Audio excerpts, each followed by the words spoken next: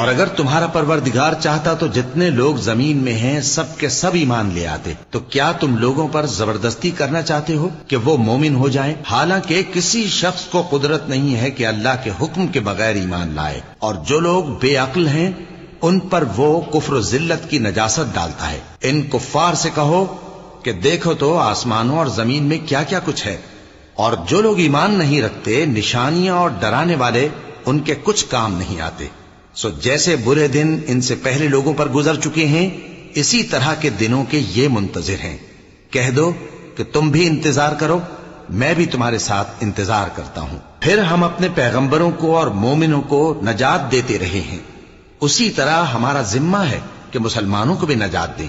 اے پیغمبر کہہ دو کہ لوگو اگر تم کو میرے دین میں کسی طرح کا شک ہو تو سن رکھو کہ جن لوگوں کی تم اللہ کے سوا عبادت کرتے ہو میں ان کی عبادت نہیں کرتا، لیکن میں اس اللہ کی عبادت کرتا ہوں جو تمہاری روحیں قبض کر لیتا ہے، اور مجھ کو یہی حکم ہوا ہے کہ ایمان لانے والوں میں ہو جاؤں. اور یہ کہ اے نبی سب سے یکسو ہو کر دین اسلام کی پیروی کیے جاؤ اور مشرکوں میں ہرگز نہ ہونا، اور اللہ کو چھوڑ کر ایسی چیز کو نہ پکارنا جو نہ تمہارا کچھ بھلا کر سکے اور نہ کچھ بگاڑ سکے.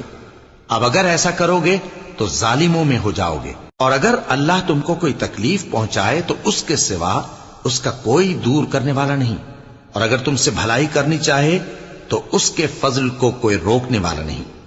وہ اپنے بندوں میں سے جسے چاہتا ہے فائدہ پہنچاتا ہے، اور وہ بخشنے والا ہے، مہربان ہے. کہہ دو کہ لوگوں تمہارے پروردگار کے ہاتھ سے تمہارے پاس حق آ چکا ہے، تو جو کوئی ہدایت حاصل کرتا ہے تو ہدایت سے اپنے ہی حق میں بھلائی کرتا ہے، اور جو گمراہی اختیار کرتا ہے تو گمراہی سے اپنا ہی نقصان کرتا ہے. اور میں تمہارا وکیل نہیں ہوں.